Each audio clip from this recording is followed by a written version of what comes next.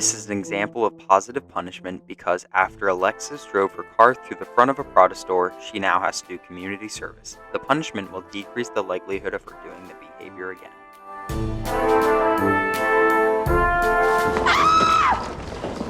I've been gutted! John, I've been stripped of every morsel of pleasure I earned in this life! Well, how do you think I feel, Moira? Eli was family, for God's sake. Leave your finances to me. This shows negative punishment because after the Roses didn't pay their taxes properly, they got all of their possessions taken away from them. In the future, they will make sure to handle their finances correctly so this does not happen again. Sorry if that rubs you the wrong way, but maybe if you could just relax for a second and stop worrying about everything would be easier for you. In this example, Alexis is acting like the ego does in the brain because she is being rational and trying to calm David down when he is anxious. Oh. What are these? Oh, just some old love letters written by another woman onto which John has been clutching. Wow, I have been down this road. But this is incomparable, Jocelyn, because there's a perfectly logical explanation for this. Here, Moira is coming up with an explanation for the fact that she thinks that Johnny cheated on her. This is rationalization because it is her brain supplying a logical or socially acceptable reason for an inappropriate behavior. There's wet in the bed. What? Yeah. What did you spill, David? I didn't spill anything. Oh my God, David. Did you wet the bed? I have to go. When David wets the bed, this is an example of regression because he is reverting to a behavior from his childhood. I see it, but you got it all wrong, pal. Let me enlighten you, Mr. Johnny Rose. That isn't even Horace's wife. That's his sister. Well, how does that make it any better? This shows a cultural universal because Roland doesn't see the issue with the fact that it looks like there is something going on between a man and his sister, which there's not to be. Johnny does see the issue with the image and is trying to break the culture gap between him and Roland. You are handling this way better than I am. Handling what better?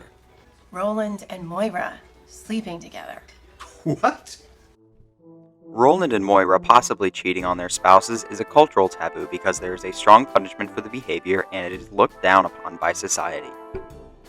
But according to the sign-out sheet, I was the last person to use the car.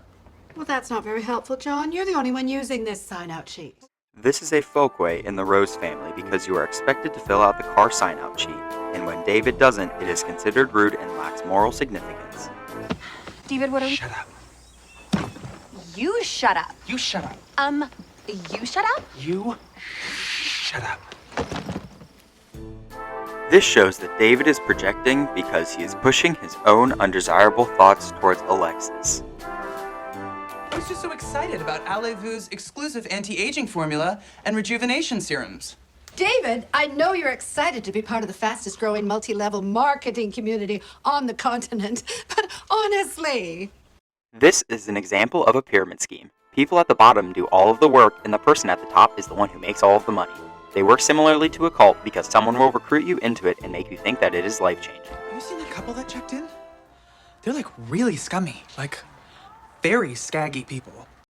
When David judges Stevie's cousins for the way that they act and because of the way that they are, this is showing ethnocentrism because he is judging them in terms of his own cultural standards. I get the creeping suspicion that this place is, not okay. I feel like this is more than just a fitness class.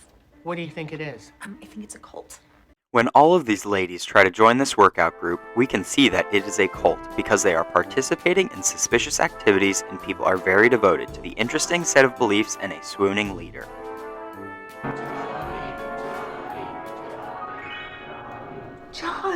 John, you're talking in your sleep again.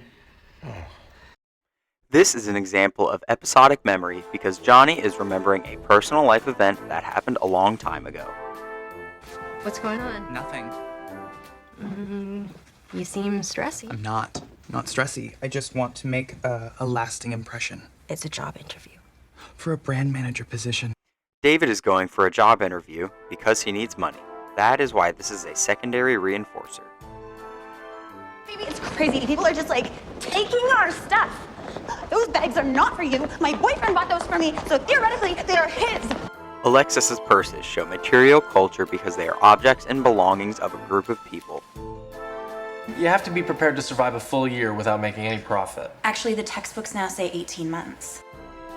Alexis is showing retrieval because she is getting information that she has learned before out of her memory system. Passing notes in class is not only disruptive to the whole student body. I started it. I passed the note to Stefan and Becky. Alexis, if you're gonna be in this class, you're gonna have to learn to be less disruptive. Do you want to have lunch tomorrow? Sure. This shows an informal sanction because after Alexis stood up for her classmates, they invited her to have lunch with them as a thank you. David, they know, right? Oh my god. Okay, everybody calm down. Nobody say a word to anybody. David is rationalizing, and we can see that because he is trying to supply a logical reason and calm everybody down.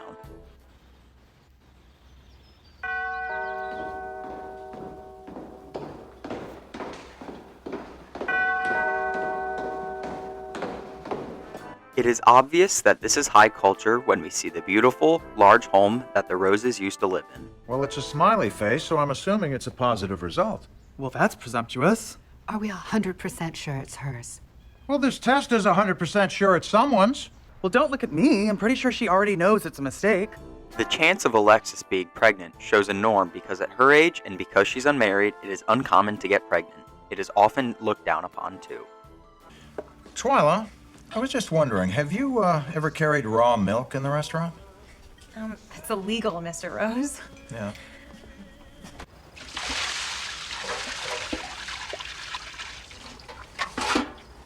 Thank you, Jacob. Have a good day. This shows a law because it is something that is formally enforced by officials, and when Johnny was illegally carrying raw milk, he got in trouble with the police.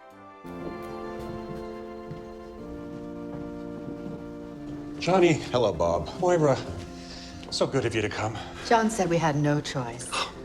When the Roses show up at Carl's funeral, we see them more because they are dressed very nicely at church. That is something that is expected to be followed by society.